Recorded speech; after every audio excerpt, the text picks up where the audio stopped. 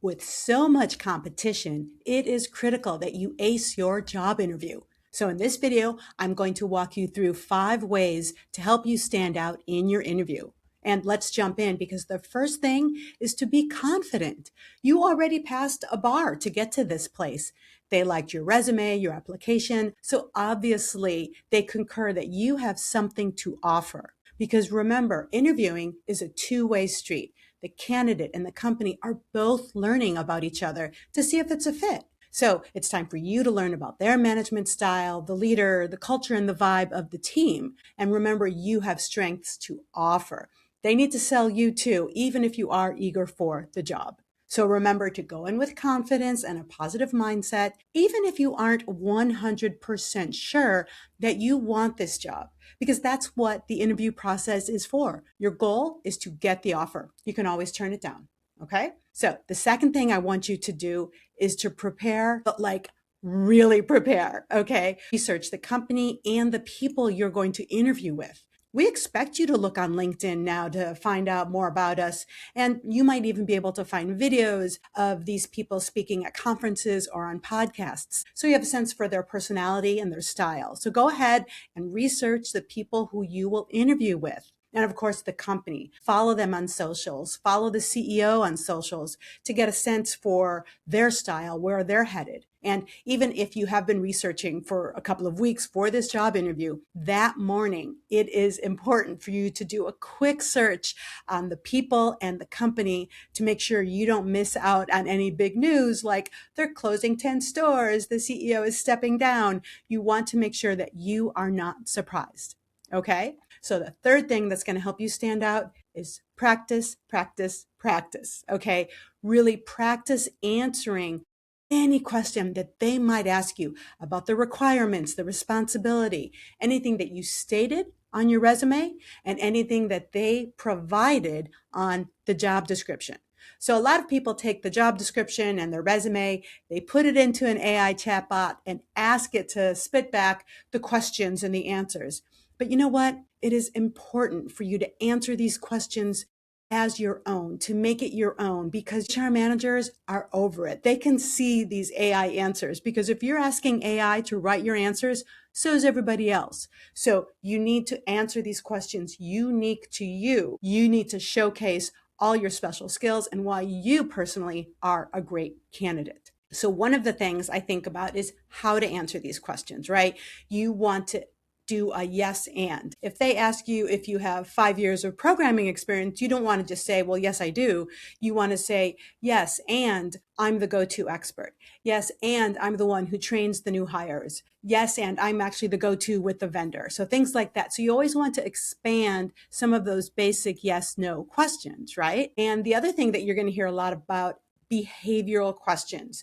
These are when the interviewers ask you more of a situation and they ask you to explain something. Okay. So you will hear, give me an example of, share with us a time. And so what you want to do to answer those behavioral questions is to rely on the STAR method. You might have seen this already. STAR stands for situation, task, action, and result. So I will give you an example. I was in fundraising for many years. So they might say, tell me about a successful fundraising event. I might say that there was an anniversary gala that I was in charge of. That's the situation. And I was to run this program and to make it profitable. That was my task. And my actions. I would describe that I set up a committee, I worked with volunteers, I got contractor bids, and I hired vendors. And again, those were all my actions. And at the end, we netted $100,000. Those are the results. So you want to practice a lot of your experience in this method. That way you can describe to them your role, your impact, and show them the arc of your experience. Now, it's also important for you to really practice your own questions. And I know that's really hard because sometimes we are ready for questions, but the interviewers, they have answered everything. But that's why it is important for you to list out in advance all the questions that you can think of. And you actually might be getting some valuable information. You're not just extending the interview. Key here, never ask anything that you could find out on your own online.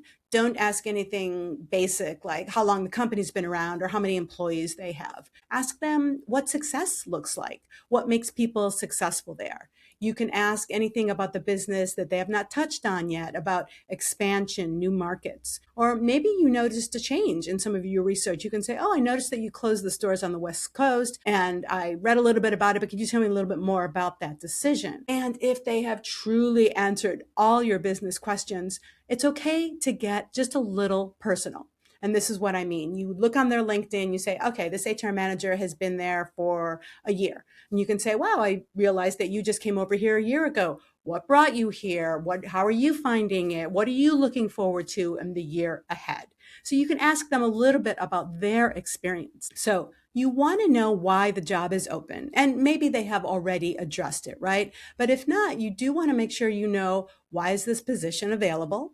And if someone was in this job last year, you want to know, has the role changed? Have they changed the expectations? Because we do that sometimes. When someone quits, the hiring manager, we take a moment to say, well, do we want a more junior person or do we want a more experienced person? Now, if it is a new job, which is also great, you can just say, oh, that's terrific. What led the company to open up this role? And since it is new, you might want to ask, how will I be evaluated? What are the performance assessment measures like? The fourth thing is the close. I want you to walk away with next steps, okay? I don't want you to sweat or stress for 2 weeks wondering what is going to happen. So don't leave the interview without a general understanding of the timeline, if they haven't already said it. A lot of interviewers will say, we'll get back to you next week by the end of the month. Okay, great. But if they haven't given a timeline, it's okay to say, thank you so much. I'm really excited about this. If I haven't heard back from you in 2 weeks, would be okay if I followed up. Therefore, you have a date out there and you have their permission to follow up. And then you can kind of breathe for the next few weeks. And then, of course, the fifth thing is to say thank you in person and in email. When you end the interview, this is not the time to restate the resume or anything. You just want to give them a firm, confident sentence that says that you are really grateful and that you're looking forward to the next steps. And then within 48 hours or so, send them an email. But again, don't go overboard here because it's not a time to restate your resume. You could risk typos or errors. Just state your gratitude and maybe mention one little thing that you paid attention to. That way they know that you were listening. So you might want to just say, thank you for your time. I enjoyed our conversation and hearing about this new project, expanding the team, going across country, whatever it is that they are doing. And of course, I look forward to hearing from you soon. And then you wrap it up because again, you don't want to risk typos or saying the wrong thing. Now, before I actually wrap up this episode, there's a couple of other tips I want to leave in case this is your situation. Because if you have not interviewed in 5 or 10 years, you're a little out of practice, it is really important that you practice, you role model with another human, and that you take a couple of interviews, even if you aren't sure, so that way you can get into practice of interviewing. And if you are interviewing remotely, but the job is in person, I think it's essential for you to drive down there and check it out. You could, of course, look on your phone and say, well, this is about a half-hour commute, not a big deal. But it's important to get a sense for what your commute is like. What do you drive by? Is there a gym or a yoga studio or a coffee shop nearby? Just to get a sense for where you're going to be going each and every day. Because I once did have to turn down a job because the location was not great. It was not a great neighborhood. I gave it a shot. I went down there, I interviewed, but then I just did not feel the vibe. And you know what? In Chicago, late nights, I was not having it. I got the offer. I said, no, thank you. But at least now I knew. And again, I got the offer and I was in control. While you're at it, while you're checking it out, go to the coffee shop, either in the lobby or across the street or the closest coffee shop to this company, because you can kind of observe and listen because those people are probably going there for coffee mid-afternoon and you just want to get a sense for how they might be feeling. You might not be able to identify all those people, right? But is this an area where people are laughing and smiling? Is everyone rushing and swearing? You know, you can learn a lot just by hanging out in the coffee shop.